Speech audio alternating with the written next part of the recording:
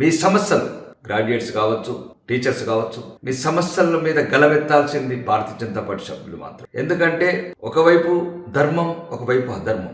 ఒకవేళ మీరు మళ్ళీ పాములకు పాలు పోశారంటే, ఇప్పుడే ఈ మోసపూరిత కాంగ్రెస్ ప్రభుత్వం తెలంగాణలో మోసపూరిత వాగ్దానాలతో గద్దెనెక్కి ఈరోజు తెలంగాణ ప్రజల్ని రోజుకో మోసంతో ప్రభుత్వాన్ని నడుపుతున్న ఈ కాంగ్రెస్ ప్రభుత్వం గుణపాఠం చెప్పాలంటే, మీరు మేధావులు, తెలంగాణ సమాజం మీ వైపు చూస్తున్నది, తెలంగాణ సామాన్య ప్రజలు కూడా మీ వైపు చూస్తున్నారు.